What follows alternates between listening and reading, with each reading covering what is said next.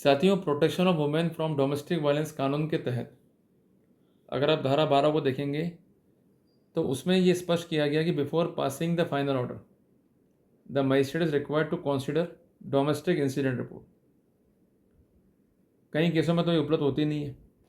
कई केसों में जो कंसर्न अधिकारी है, इसको हम कहते हैं बाल संरक्षण अधिकारी, fill in the blanks form में रिपोर्ट को भर करके सबमिट कर देते हैं। वो अपने कार्यों की इतिश्री कर लेते हैं, पर भुगतना पड़ता है एक इनोसेंट हस्बैंड को। तो जब भी इस तरह का रिपोर्ट है जो अगेंस्ट नॉर्म्स हैं, तो कैसे उसको आइडेंटिफाई करें और किस तरीके से वर्कआउट करना होता है, ये जानेंगे हम आज के क्लास में। साथियों, बेसिकली जो फॉर्मेट में डिस्कस कर रहा हूँ, ये फॉर्मेट है डोमेस्टिक इंसिडेंट रिपोर्ट का, जिसके लिए प्रोटोकॉल कानून के क्या है उसको जो है लिखा गया, और कंसेंट जो फॉर्म नंबर 1 है वो जुड़ा हुआ है डोमेस्टिक इंसिडेंट रिपोर्ट से। ये बेसिकली एक इंडिपेंडेंट ओपिनियन है by the consent protection officer, जिसके आधार पर यह माना जाता है कि डोमेस्टिक वायलेंस हुआ है, जिस कारण इस रिपोर्ट का एक बड़ा महत्व है टू ड्रॉ अ कंक्लूजन। कई बार ऐसा होता है कि ये जो डोमेस्टिक इंसिडेंट रिपोर्ट है वो गलत तरीके से बनाई जाती है, ऐसे केसेस भी। या कई बार ऐसा होता है कि जो प्रोटेक्शन ऑफिसर है वो अपने पद का दुरुपयोग करता है और गलत रिपोर्ट जो है बना करके, या गलत रिपोर्ट बना दूंगा ऐसी धमकी दे करके हमको हैरान परेशान करता है। उस कंडीशन में आपके पास रेमेडी है प्रिवेंशन ऑफ करप्शन एक्ट के तहत। गलत रिपोर्ट तैयार की जाने की धमकी दी जा रही है, उसके अगेंस्ट में जो है पैसे मांगे जा रहे हैं, which is termed as bribe. तो ऐसे सिनेरियो में आप पीसीएड के तहत जो है सक्षम अधिकारी को कार्रवाई कर सकते हैं और ऐसे गलत व्यक्तियों को आप ट्रैप करा सकते हैं। और यही नहीं, अगर एक केस है 498A का भी, और कंसर्न जो अधिकारी है, जिसको हम कहते हैं बाहर साधक अधिकारी या थानाधिकारी या कंसर्न आईओ, आपको तंग कर रहा है, परेशान कर रहा है और नाजायज़ रूप से पैसों की मांग कर रहा है जो कि रिश्वत है, आप एंटी करप्शन में या विजिलेंस में शिकायत करके उनको ट्रैप करवा सकते हैं। और अगर झूठे फैक्ट्स लिखे गए हैं और फैक्ट्स को मैनिपुलेट किया गया है, तो कंसर्न जो ऑफिशियल्स है उसके विरुद्ध आप फॉर्जरी की कार्रवाई भी कर सकते हैं कि उसने फैब्रिकेट किए हैं फैक्ट्स को और करके फैब्रिकेट उनको प्रोड्यूस किया है in consent judicial proceeding, so that innocent का प्रोसिक्यूशन हो सके। तो ये एक गंभीर अपराध है और इसके विरुद्ध एक गंभीर कानूनी कार्रवाई का आधार बनता है। पर चूंकि आपको नॉलेज नहीं है, अपडेट्स नहीं है, जिस कारण आप कार्रवाई नहीं कर पाते हो। तो मैंने दोनों ही बिंदु पे आपको क्लियर करा। पहला बिंदु वो जहाँ रिपोर्ट में फैक्ट्स ही गलत है, दूसरा बिंदु वो कि जहाँ पर हेल्प के नाम पर आपसे पैसे मांगे जा रहे हैं, तो क्या करना है। अब आते हैं आगे रिपोर्ट पे। सबसे पहले जो कॉलम होता है रिपोर्ट पे वो होता है नेम ऑफ कंप्लेनेंट का। एक होता है उसकी कंसेंट एज, एक होता है उसका एड्रेस। पर एक बात ध्यान रखना, ये जो शेयर हाउस होल्ड है ना, इसको लेकर के बहुत इंपॉर्टेंट पर्सपेक्टिव हमें दिमाग में रखना है। कई बार ऐसा होता है कि जो हमारी बहनें हैं वो पहले ही शादी कर चुकी हैं हमारी शादी से, उन तक का नाम भी जो है लिखा दिया जाता है। They are not having the proper share household, but despite of that they are prosecuted. अगर ऐसी स्थिति है तो निश्चित तौर पर जो कंसर्न प्रोटेक्शन ऑफिसर है उसने बेईमानी करी है, झूठे साक्ष्यों को गठित किया है। एंड अपार्ट फ्रॉम दैट कई बार ऐसा भी था कि हमारे जो बड़े भाई हैं वो अलग रह रहे हैं, या छोटे भाई साहब जो है अलग रह रहे हैं और हमारे पेरेंट्स जो है उनके पास में। तो ऐसे सिनेरियो में भी शेयर हाउस होल्ड को सही रूप से यहाँ पर अंकित किया गया है या नहीं किया गया, ये काफ़ी इंपॉर्टेंट है। बात है बहुत छोटी पर है गंभीर, और छोटी छोटी गलतियों का जो नुकसान है वो हमको बड़ा ही भुगतना पड़ता है। इसलिए we have to be very much clarify on the subject. उसके बाद आती है बात यहाँ पर एड्रेस की, कि वर्तमान में वो कहाँ रह रही है, और फिर आता है फ़ोन नंबर इफ़ एनी। पर फ़ोन नंबर को तो मस्ट जो है यहाँ पर लिखना पड़ता है। क्लियर हो गया अपने को। तो ये बेसिक डिटेल्स हैं, बट उसमें पॉइंट नंबर 3 जो है वो काफ़ी इंपॉर्टेंट है। फिर आता है डिटेल्स ऑफ कंसेंट रेस्पोंडेंट। इसको जो है अपन अपलोड करते हैं, जिसमें सबसे पहले नाम आएगा पति का, और रिलेशनशिप क्या है, बेसिकली हस्बैंड है, उसका एड्रेस आएगा और टेलीफोन नंबर आएगा। नंबर 2 पे ससुर का नाम होगा अगर कोई पार्टी बनाया गया तो। नंबर 3 पे सास का नाम होगा यदि पार्टी बनाई गई है तो। नंबर 4 पे देवर का, नंबर 5 पे ननंदों का नाम होगा। ये एक सीक्वेंस है, बट प्राइमरी पॉइंट क्या है, there must be the proper verification. अगर वेरिफिकेशन प्रॉपर नहीं है, in due course they are named, then it is illegal. कई बार ऐसा होता है कि लड़की के बयानों के आधार पर ही फिल इन द ब्लैंक्स भर करके रिपोर्ट सबमिट कर दी जाती है, जबकि पॉइंट क्या है कि इनको इंक्वायरी होल्ड करनी है, इनको इन्वेस्टिगेशन होल्ड करना है, आसपास के स्वतंत्र व्यक्तियों के बयान तक रिकॉर्ड करना है, ताकि ये रिपोर्ट प्रॉपर फॉर्म में सबमिट की जा सके, जबकि ऐसा नहीं किया जाता है, जो अपने आप में ही गलत है, नैसर्गिक न्याय के सिद्धांत का उल्लंघन है। ऐसे सिनेरियो में आप रिपोर्ट को चैलेंज कर सकते हैं एंड में submit your objection before the concern court. एक बात ध्यान रखिएगा कि अगर बच्चे हैं तो उनका जो है ब्यौरा लिखा जाएगा, पर उनके सिनेरियो में क्या क्या डोमेस्टिक वायलेंस है उसको भी जो है लिखा जाएगा। इस कॉलम में यूजुअली क्या होता है, बच्चों का नाम आ जाएगा, उनका आ जाएगा एज, सेक्स और वो कहाँ पर रह रहे हैं। बट की point is that what investigations are done by the concerned protection officer to find out why they are residing with their mom at her parental house। कहीं ये तो नहीं कि लेडी जबरन जो है बच्चों को लेके बैठी हुई है और बच्चों के मार्फत ब्लैकमेलिंग करने का प्रयास कर रही है। तो फिल इन द ब्लैंक्स भरना तो कोई भर देगा। सरकार को नौकरी दी है, तनख्वाह दी है, 1000 रुपये की क्यों दी है? कि आप मदद करो, निष्पक्ष जांच करो और सही वस्तु स्थिति को बिफोर कोर्ट रखो, ताकि कोर्ट जो है निष्पक्ष न्याय कर सके और निर्दोष का जो है गलत प्रोसिक्यूशन ना हो। जबकि इनको क्या लगता है, आराम से बैठे चैम्बरों में, हाँ दीदी बोलो क्या हुआ था। दीदी कुछ बोलती नहीं, दीदी ने रिपोर्ट सबमिट कर दी अपनी और हाथों हाथ दीदी की हेल्प के लिए इन्होंने रिपोर्टें बना दी, जो कि पूर्णतः गलत है। अगर जो लोग हमारे साथ गलत कर रहे हैं, हमें भी उनके विरुद्ध कार्रवाई करने में कमी नहीं छोड़नी चाहिए। Even we may proceed as per CCA rules as well. गलत कार्रवाइयाँ करना भी डिपार्टमेंट को बदनाम करने की स्थिति है। तो इसलिए ये नियम है जो आपको समझने होंगे। अगर आप नहीं समझेंगे तो नुकसान आपका ही होगा। अब थोड़ा सा अपन आगे चलते हैं पॉइंट नंबर 4 पे, इंसिडेंट्स और डोमेस्टिक वायलेंस। जो ये कॉलम बने हुए हैं ना, मजाक नहीं है। इन कॉलम को भरने से पहले क्या जांच करी? हाथ रुक क्यों नहीं गए अधिकारी के इन कॉलम को भरने से पहले? उसके लिए तो बड़ा आसान था कि हमको शक है इसलिए हम पक्षकार बनाते हैं। मेरे हिसाब से कुछ लोगों को ही बीमारी है शक की, और वो शक के आधार पर ही जो है मुलजिम मानना प्रेफर करते हैं। पर ऐसे लोगों से मेरा निवेदन है, पैर जोड़ के फिर हाथ जोड़ के, भाई कानून पढ़ लो। कानून में साफ साफ लिखा हुआ है कि संदेह जो प्रूफ है उसका स्थान नहीं ले सकता। अगर आपको संदेह है तो आप इंक्वायरी करो, साक्ष्य कलेक्ट करो, साक्ष्य होने चाहिए पुख्ता और होने चाहिए कॉरोबोरेटिव इन नेचर। अगर नहीं है, प्रोसिक्यूशन वुड फेल।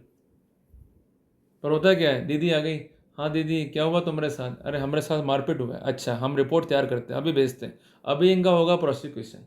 बच नहीं पाएंगे बचुआ ये कानून के हाथों से। क्लियर है? तो इसलिए मैं बार बार कह रहा हूँ कि आपको कानून पढ़ना पड़ेगा। You have to study the legal principle so that you could fight your case at your own level. तो जो बेसिक है इंसिडेंट्स में, उसमें सबसे पहले आएगा कि कहाँ पर इंसिडेंट्स हुए, उसका डेट क्या है, प्लेस क्या है और टाइम क्या है। यहाँ सिर्फ कॉलम भर दिए जाते हैं बगैर सबूत के। क्लियर है बात? ही तो वो सबूत चाहिए। अगर सबूत नहीं है, it is without any evidence, report is liable to be discarded. Apart from that, जिस पर आक्षेप है, क्या उसी ने ये डोमेस्टिक वायलेंस क्रिएट किया है? मान लीजिए पत्नी कहती है कि मुझे पति ने मारा, चलो ठीक है मारा, पर कहाँ कहाँ मारा, उसका मेडिकल एविडेंस क्या है? जिस तारीख को मारा उसका कॉरोबोरेशन क्या है और उसका प्रॉपर स्पेसिफिकेशंस क्या है, वो होना चाहिए। नहीं है, देन ये रिपोर्ट जो है डिफेक्टिव होगी। फिर वायलेंस किस तरह से हो रही है, फिजिकल है, मेंटल है, साइकोलॉजिकल है, सेक्सुअल है, इकोनॉमिकल है, उसका नेचर आएगा। फिर जो हर्ट कॉज हुआ है उसका स्पेसिफिकेशन क्या है, लिखा हुआ इसमें नीचे, पर करते क्या है, सिर्फ फिल इन द ब्लैंक्स। बचपन में हमारा एक सब्जेक्ट था इंग्लिश में, फिल इन द ब्लैंक्स।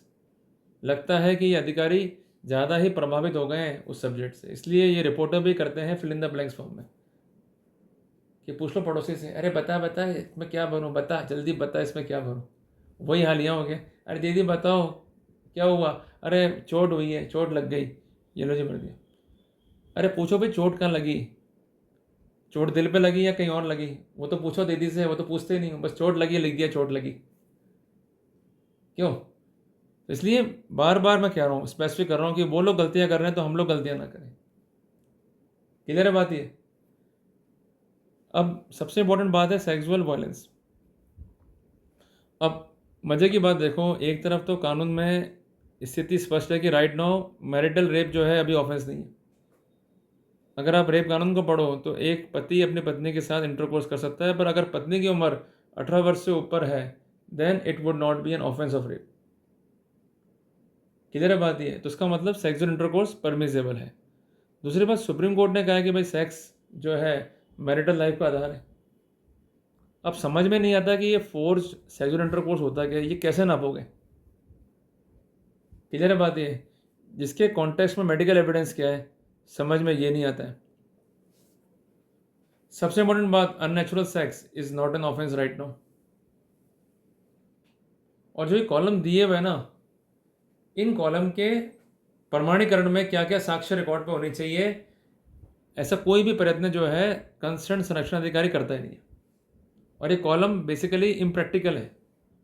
अब इसमें क्या लिखा हुआ है, forced to watch the concern pornography और अदर ऑब्ससीन मटेरियल। अगर वो पति दिखा रहा है अपनी पत्नी को ब्लू फिल्म में कि चलो आज ऐसा करेंगे रात में, तो क्या ये अपराध है क्या? मुझे बताओ। पर क्या करें, ये दुर्भाग्य है इस देश का कि ऐसे ऐसे नियम कायदे कानून बन जाते हैं जो कि प्रैक्टिकली इम्पॉसिबल है।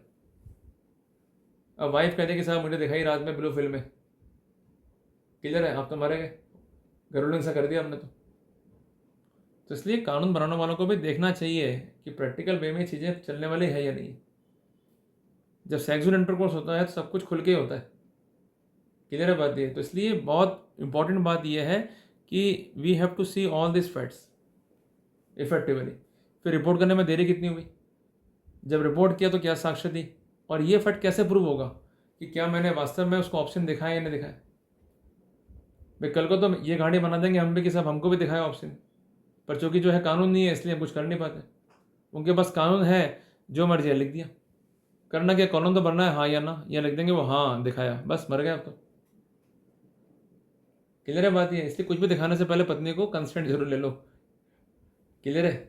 मैं बात कर रहा हूँ इस वाले कॉलम की, कंसेंटिंग द पोर्नोग्राफी, नहीं तो जो है तकलीफ ज़्यादा हो जाएगी। और forcibly using you to entertain others. अब कौन अपनी पत्नियों को करता है कि भाई जाओ दूसरों को दिखाओ? क्लियर है बात ये? अब मैंने कई ऐसे पिक्चर देखी थी जिसमें कुछ सीन थे वाइफ स्वैपिंग करने के। फिर जब एक तरफ तो इतने नियम कायदे कानून बने हुए और दूसरी ओर इस तरह की पिक्चरें बन रही हैं, तो क्या ये ह्यूमन राइट्स का उल्लंघन नहीं है? क्या ये वुमेन राइट्स का उल्लंघन नहीं है? सोचने की बात है। एक तरफ कहता है कानून कि भाई महिला की प्राइवेसी इंपॉर्टेंट है, पर कुछ महिलाएं रील बना रही है, शरीर का अंग अंग दिखा रही है, तो उन पर कानूनी कार्रवाई क्यों नहीं होती है? समझ में मुझे ये नहीं आता। क्या पति ही सिर्फ ऑब्जेक्ट है कानून का कि इनोसेंट पति को पकड़ो और कार्रवाई करो? क्लियर है बात ये? तो जो नियम कायदे कानून बने हुए हैं उसकी अच्छे से पालना ना होना भी एक नुकसानदायक स्थिति है पुरुषों के लिए। नेगेटिव लाइबिलिटी उनके ऊपर भी है, बट पॉइंट ये है कि कौन उसको असर्टन करेगा। लोग जो है आंख मूंद लेते हैं ऐसी कार्रवाइयों के अंदर, यह है दुख का विषय। और कोई सेक्सुअल एक्ट हो, कोई अब्यूज़ किया हो आपने उसको, कोई ह्यूमिलेशंस किया हो, कोई इसकी इंटीग्रिटी को आपने डिग्रेड किया हो, ऐसे सिनेरियो में भी ये ऑफेंस है। पर कैसे मालूम पड़ेगा भाई? तो इसलिए बार बार मैं कह रहा हूँ, ये जो चीज़ें हैं ना जो पति पत्नी के बीच की हैं, उनको हम किसी भी रूप में ऑफेंस की श्रेणी में तोल ही नहीं सकते। क्लियर है बात ये? और खासकर ऐसी चीज़ें जो जुड़ी हुई है सेक्सुअल पर्सपेक्टिव से। आप मुझे बताओ कोई पैटर्न फिक्स है क्या सेक्स करने का? फिर अब बोलते कि साहब सेक्स करते करते मुझे ब्लू फिल्म दिखा दी, मर गए, मेरी डिग्निटी ख़त्म कर दी, मर गए, मेरी असमत से खेल गया बंदा, ये मर गए, फिर क्या करोगे? तो खेलना बंद कर दोगे असमत से? आप मुझे बताओ, ये फोकटी बातें सारी है, कोई काम कर्म की नहीं है। इसलिए आप प्रश्न पूछो कंसर्न अधिकारी से कि भाई उसने कैसे असर्टेन करा इन फैक्ट्स को। और एक छोटी सी बात है ना कि जब भी सेक्सुअल इंटरकोर्स होगा तो उसमें नेकेड तो होना ही पड़ेगा ना। उसमें होना कि कपड़े पहन के जो है वर्कआउट होंगे सारे ये। क्लियर है बात ये? एक मुझे ध्यान आता है जोक इस पॉइंट पे बड़ा इंपॉर्टेंट है। एक बार क्या हुआ था कि एक कौवा था, वो उसने जो है अपना पेट साफ करा और किसी व्यक्ति विशेष पे जो है उसका पॉटी गिर गया। तो व्यक्ति विशेष कहता है कि भाई क्या कर रहा है तू? तो बोला, अबे ओए, तेरे में सिविक सेंस नहीं क्या? तू भी क्या पॉटी चड्डी पहन के करता है? समझे ना बात को? तो कहने की बात ये कि कई चीज़ें भाई इसमें अपने को वर्कआउट करना पड़ेगा, अगर नहीं करेंगे दिक्कत में अपन आ जाएगी। क्लियर है बात ये? इसलिए आपको इसलिए बार बार कहता हूँ मैं कि महत्व क्या है प्रीनप का, महत्व क्या एग्रीमेंट्स का। आप लोग कहते हो अरे नहीं कुछ नहीं है, पर जब ये केस बनते हैं ना और ये होते हैं आपके खिलाफ दर्ज, तब आप जो है रोते हो, परेशान हो जाते हो। फिर समाधान ना आपके पास है ना आपके वकीलों के पास में, इसलिए पहले जग जाओ। क्लियर है बात ये? लिखना ही बचाव है। क्लियर है बात ये? शिक्षा ही बचाव है। तो शिक्षा की आपको everything should be in writing, otherwise क्या होगा? वो तो लिख दे कि हाँ हुआ है, तो आप क्या बोलोगे क्या हुआ है? क्लियर है बात ये? तो इसलिए बहुत इंपॉर्टेंट है, इसको आप समझ के चलो। फिर आ गया verbal abuse, accusation on our character. अगर वो वही मान लो करेक्टरलेस, फिर आपने लगा दिया आरोप, अरे साहब मेरे पे आरोप लगा दिए, वो तो मेरा मेल फ्रेंड था, मर गए आप तो। हर बार हमको ही फेस करना पड़ेगा, इसलिए be alert. Apart from that, insult करना फॉर नॉट ब्रिंगिंग डाउरी। इसलिए मैं कहता हूँ भाई आप एग्रीमेंट लिखो कि हमारे बीच कोई भी डाउरी का लेन देन नहीं है। आप क्यों नहीं लिखते हो? जब नियम नंबर 2 डाउरी प्रोहिबिशन रूल्स 1985 का क्लियर है, then why we are not acting. Apart from that, insult for not having a male child. समझ में नहीं आता भाई ऐसी इंसल्ट कौन करेगा, या होना चाहिए फीमेल चाइल्ड। पॉइंट नंबर 3 है insult for not having a male child. ऐसी इंसल्ट कौन करेगा भाई? इसके लिए प्रूफ किया कि जब भी फीमेल चाइल्ड हो रहा हो तो घर में अपन कुआ पूजन कर रहे हैं या अन्य कस्टमरी प्रोग्राम कर रहे हैं, then it is a good evidence to reject such contentions. आप कोई पॉलिसी कर रहे हो बच्चे के नाम पे, कोई और खर्चा भी कर रहे हो, तो they are the good evidences. Apart from that, insult for not having any child. ये कौन इंसल्ट करेगा ऐसी? भाई basically everyone want to have a peaceful marital life. ये सब इनकी मन की उपज है कि साहब इसने ऐसा बोल दिया, उसने वैसा बोल दिया। जो लड़कियां पढ़ी लिखी है ना, वो नौकरियां करती हैं, घर पर जो है बकवास नहीं करती हैं। और कई बार आप देखना कि जितना औरतें घर बैठेंगी ना उतना टाइम खराब करेंगी। इसलिए ट्राई कि आपकी पत्नी जो है वो जॉब करे। अगर वो जॉब नहीं कर रही, घर में बैठी हुई है, दिन भर वो टाइम पास करती रहेगी, हाँ मम्मा क्या हुआ था, अरे रात को दाल तूने कौन सी बनाई रे। फिर कभी फ्री टाइम हुआ चैटिंग कर रही है बहन से, कभी क्या कर रही हैं, कभी क्या कर रही हैं। तो इसलिए जॉब करवाओ, जॉब करना पहली प्राथमिकता होनी चाहिए हमारी। क्लियर है बात ये? और एक बार ध्यान रखना कि कोई भी एंट्री अपने को लड़की के खाते से अपने अकाउंट में नहीं लेनी है, चाहे कुछ भी हो जाए। उधार ले लेना अपने दोस्तों से, पर अगर ले लिया पत्नी से और एविडेंस क्रिएट कर ली खुद के खिलाफ ही, तो मारे जाओगे। उसको ह्यूमिलेट करना, उसके खिलाफ कोई रिमार्क पास करना जो कि सुटेबल नहीं है, तो ऐसे स्टेटमेंट आ जाने पर क्या करोगे? इसलिए बार बार मैं कहता हूँ make your house a house of big boss. घर में कैमरा लगाओ रिकॉर्डिंग वाले, और एविडेंसेस जो है पुख्ता होनी चाहिए हमारे पास में। अगर वो नहीं है तो हम ही जो है मारे जाएंगे।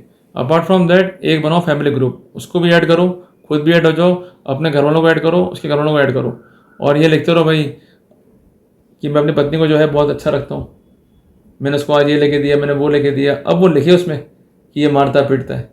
अगर नहीं है तो then we are having a very good evidence. कि उसमें क्यों नहीं लिखा जब पूरा मौका था आपको? लिखते हैं ना। इसके अलावा नेम कॉलिंग, वही सारी बातें आ गई। और certain ridiculations and forcing not to attend school, college और अदर एजुकेशन इंस्टीट्यूशन। भाई तुरंत जो है अपनी पत्नी को आप जॉब करो, ये बहुत इंपॉर्टेंट चीज़ है। पढ़ी लिखी लड़की घर में लेकर आओ, अगर आप अनपढ़ गंवार लिया है तो आप मारे जाओगे। इसलिए बार बार ये लिखा रहता है कॉलम में आपको याद दिलाने के लिए कि सावधानी सुरक्षा है। पढ़ी लिखी लाओगे तो बच जाओगे, अनपढ़ लिया है तो वैसे मारे जाओगे। फिर पढ़ी लिखी भी लाओगे तो आप लाओ जॉब करने वाली, ठीक है। और apart from that, maintain each and everything in evidentiary format. ये बहुत जरूरी चीज़ है, इसका विशेष जो है आप ध्यान रखो। इसके बाद आ रहा है preventing you from taking up a job. इसलिए बार बार मैं कह रहा हूँ ये गलतियां मत करना। Preventing you from living the house, preventing you from meeting any particular person. हाँ, पर ये ध्यान रखना कि अगर वो अपने जा रही है मिलने बॉयफ्रेंड से, आप रोक सकते हो। क्लियर है बात ये? हम अपने घर में जो है ऐसा कोई सभ्यता अलाउ नहीं कर सकते जो सनातन के खिलाफ हो, अगर जा रही है उससे मिलना तो उसी के पास पर है, no need to come. Column अपनी जगह बने हुए हैं पर हमें वर्कआउट करना पड़ेगा। Forcing you to get married against your will, हम क्यों भाई ऐसा कहेंगे या करेंगे। Apart from that preventing you from marrying a person of your own choice, ये तो पॉसिबल ही नहीं है जब मैरिज ही कर ले तो काहे की domestic violence. Forcing you to marry a person of his or their own choice, ये कॉलम ही गड़बड़ है। Any other verbal or emotional abuse, वो कैसे होगी उसको, क्लियर है। और सबसे महत्वपूर्ण बात यह है कि मूड स्विंग लड़कियों को भी होते हैं और लड़कों को भी होते हैं, मेल्स को भी होते हैं, आपने ऑब्जर्व ही नहीं करा। हमको भी जो है गुस्सा आता है, दिमाग में जो है उपद्रव बसता है, तनाव होता है, पर कानून नहीं है इसलिए हम अपना उपद्रव दिखा नहीं पाते, प्रॉब्लम यही है। फिर एंड में आ गया इकोनॉमिक ऑफेंसेस, कि भाई not providing money for maintaining you and your children. अब एक बात ध्यान रखिएगा, अब कानून में जो है बदलाव है, 144(1)B पिक्चर में आ चुका है, जो ये कहता है कि अब पिता को भी जो है मेंटेनेंस देना होगा। नहीं मानना तो मैंने कंटेंट लिखा हुआ, जाके देख लो, किताब पढ़ लो, मालूम पड़ जाएगा। फिर ये फूड नहीं दिया आपने, क्लोथ्स नहीं दिए, मेडिसिन नहीं दिए, अबे कितनी दवाइयाँ खाएंगी ये, समझ में नहीं आता ये क्या ऐसा खाएंगी मतलब फूड में, और क्या ऐसा पहनेंगी क्लोथ्स में, समझ में नहीं आता है। अब सुप्रीम कोर्ट बार बार कहता है कि जिस लेवल का अकोमोडेशन आपका है उसी लेवल का अकोमोडेशन ये फेस करेंगी या एंजॉय करेंगी। पॉइंट है कि आपने करा स्ट्रगल, वो तो किसी को दिखा नहीं। जो आप मलाई खा रहे हो अभी, वो मलाई इनको ला के देते हैं, वाह शाबाश। इसलिए हमेशा मैं कहता हूँ कि आप फाइनेंशियल प्लानिंग करो, divert your money, make companies. अगर पैसा हाथ में रहेगा ही नहीं तो अल्टीमेटली ये कुछ छीन नहीं पाएंगे आपसे। सब कुछ ट्रस्ट में या कंपनी में आप जो है डाल दो ताकि आप जो है बचे रहोगे, पैसा जो है आपका सुरक्षित रहेगा। Forcing you out of the house you live in, कौन घर से निकालेगा अपनी बीबी को, क्वेश्चन मार के वो खुद ही जाती है हमेशा घर छोड़ के। इसलिए हमेशा आप लगा लो एक सीसीटीवी, बार बार मैं कह रहा हूँ। ये लोग क्या झूठ लिखते हैं कि सब धक्के मार के घर से बाहर निकाल दिया, 2 कपड़ों में निकाल दिया, तो उससे हो जाएगा प्रूफ ये। और इसके अलावा कोई ऑब्स्ट्रक्शंस क्रिएट करना एम्प्लॉयमेंट में कभी करना ही नहीं है, उसको हमेशा कहना जॉब कर। इवन आपका जो बायोडाटा उसमें लिखो प्रेफरेंस है जॉब के लिए, जॉब करे, क्यों, इसको मालूम पड़े जॉब करना किसे कहते हैं। घर में बैठ के बातचीत करना आसान है, जॉब करेगी मालूम पड़ेगा, क्लियर है बात ये। इसके अलावा कोई रेंटेड प्रीमाइसेस है उसका पेमेंट नहीं करना, भाई बेसिकली अपने घर में रखो उसको, कोई तकलीफ नहीं है। और वो रहती पीयर में, कई बार ऐसा भी होता है, पर उसके बावजूद भी इनका एलिगेशन क्या होता है कि हमने मकान जो है किराए पर ले लिया, तो जो है पेमेंट करवाया जाए। एक बार ध्यान रखना, किराएदारी की अगर बातें करती है ना तो वहाँ पर एग्रीमेंट चाहिए, और अब तो इन पर लागू है जीएसटी, और अब सरकार ने भी कह दिया कि ऐसे एग्रीमेंट राइटिंग में होने चाहिए, अगर नहीं है तो जो मकान मालिक है उसको बियर करनी पड़ेगी एमी पेनल्टीज, क्लियर है। तो इस पॉइंट पर भी जो है आपको विशेष ध्यान रखना है। इसके अलावा not allowing to use cloth and article of general household, ये सब बेकार की बातें हैं, कोई मना नहीं करता है, और ना इसके ऐसे कोई आरोप फाइल पर होते हैं। इसके अलावा सेलिंग योर स्त्री धन, और उसको इसकी पावनिंग करना, पावनिंग मीन्स इसको प्लेज करना, बेसिकली ये कॉन्सेप्ट है।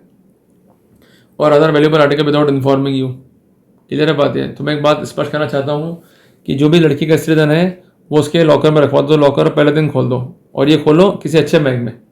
और कई ऐसे बैंक भी हैं जो काम करते हैं ओटीपी के बेसिस पे, तो कोई गुंजाइश रहेगी नहीं कि आपने कंसर्न आर्टिकल्स को जो है मिसअप्रोप्रिएट कर लिया होगा। ये इंपॉर्टेंट है आपकी जानकारी के लिए।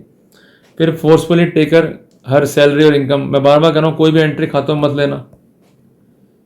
डिस्पोजिंग हर स्त्री धन, बार बार मैं कह रहा हूँ जो भी आपको मिला शादी में सामान इसके हाथ में पकड़ाओ, उसकी लिस्ट बनाओ, साइन करा लो, लॉकर खोलो, इंडिविजुअल नेम से नॉमिनी बना दो उसकी माता जी को, क्लियर है बात है। आपको कोई भी नॉमिनेशंस अपने नाम पे नहीं करना है, ना ही खोलना है आपको जॉइंट लॉकर अपने नाम से, क्लियर हो गया अपने को। Not payment of other electricity bill, जब रही पीयर में रह रही है तो हम क्यों भरेंगे पीयर का बिल। इसके अलावा कोई भी इकोनॉमिक वायलेंस वो होती नहीं है, there is no specifications. Apart from that there is a column of dowry harassment, कि डावरी के लिए जो है परेशान किया गया। बार बार मैं कह रहा हूँ कि प्रीनअप करो भाई, जो भी डावरी आर्टिकल्स हैं वो यदि ये कहते हैं कि हमने दिए तो उसको रूल आउट करने का एक ही रास्ता है कि डावरी हमने नहीं लिया है, and basically we have taken kinds and gifts, जो कि परमिसेबल है नियम नंबर 2 डावरी परमिशन रूल्स के हिसाब से। अगर कर लिया तो सेफ्टी आप ही की है, अदरवाइज आप जानो। उसके बाद कोई इनका डॉक्यूमेंट्स है जिसको हम कहते हैं एविडेंस, देखो लिखा हुआ भी यहाँ पर, वो उनको देना पड़ेगा, list of citizen, doctor certificates, medical legal certificate, जबकि ये डॉक्यूमेंट कलेक्ट करते नहीं है, इसके एब्सेंस में ही ओपिनियन दे दी जाती है, जो काफ़ी इंपॉर्टेंट है। और स्ट्रेटन की लिस्ट का मतलब ये नहीं कि एक लिस्ट लिख के लिया है और साइन कर दिए। लिस्ट विथ प्रॉपर एविडेंसेस वो चाहिए, जो कि होनी चाहिए नियम नंबर 2 डीपी रूल्स के हिसाब से। अपार्ट फ्रॉम दैट, जिस ऑर्डर की रिक्वायरमेंट है वो ऑर्डर क्यों चाहिए उसका देना पड़ेगा पूरा स्पेसिफिकेशन। जैसे मान लीजिए वो कहते हैं कि साहब मेरे ये दफ्तर में आ जाते हैं और मैं जो है प्रॉपर काम नहीं कर पा रही हूँ, मुझे वहाँ के अब्यूज़ करते हैं, ह्यूमिलेट करते हैं, तो उसका पक्का सबूत चाहिए। अगर सबूत नहीं है तो इस तरह के ऑर्डर्स के लिए रिकमेंडेशन नहीं कर सकते, सिर्फ लिख के यस और नो। कारण देने पड़ेंगे। अभी रिसेंटली कई जजमेंट ऑन सुप्रीम कोर्ट के, if there is no reason the proceeding would be wasted. Even Allahabad high court ने कहा कि रीजन जो है हर प्रोसीडिंग की आत्मा है। No reason you are going to affect the proceedings. No we are going further. इसके अलावा जो असिस्टेंस थी वो किस किस की चाहिए और क्यों चाहिए, ये भी जो है स्पेसिफिक करना पड़ेगा। अगर इनको वकील मिल रहा है लीगल एड से, तो फिर ये पैसा क्यों मांगते हैं वकील साहब का भी समझ में नहीं आता है। कई बार लिखते हैं ये प्रोसीडिंग्स में, इंपॉर्टेंट है। इनको अगर फैसिलिटी मिल रही है मेडिकल की, तो फिर हम क्यों इलाज करें।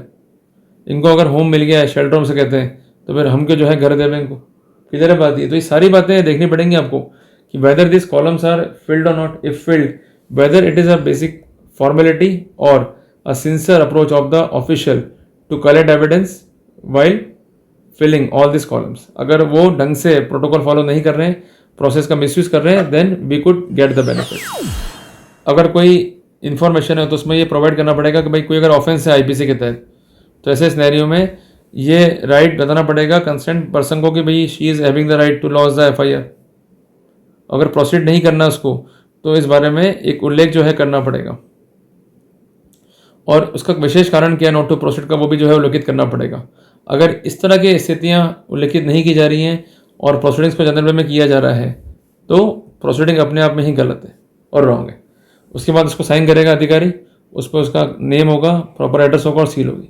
अगर ये भी नहीं है, then we may have the proper opportunity to challenge the consent proceedings. और ये कंसेंट जो रिपोर्ट है ये फॉरवर्ड होगी कंसेंट मजिस्ट्रेट साहब को, एग्रीड पर्सन को, कंसेंट स्टेशन ऑफिशियल्स को, for record and for necessarily action. ये इंपॉर्टेंट है। तो मैंने आपको आज समझाया कि किस तरह से रिपोर्ट बनती है, इसके क्या क्या प्रोटोकॉल्स हैं, क्या क्या कॉलम हमें देखने होते हैं, कितने कॉलम इम्प्रैक्टिकल है, कितने कॉलम प्रैक्टिकल है, और किस तरह से वर्कआउट करना होता है एक प्रोटेक्शन ऑफिसर को। तो मैं उम्मीद करता हूँ कि मैंने आपको जो जानकारी दी वो आपके लिए अप्रोप्रिएट होगी। आप जानकारी को पढ़ें, समझें और अकॉर्डिंगली जो है एक्ट अपॉन करें। जल्दी मिलते हैं नए टॉपिक के साथ। टिल देन, जय हिंद, जय भारत।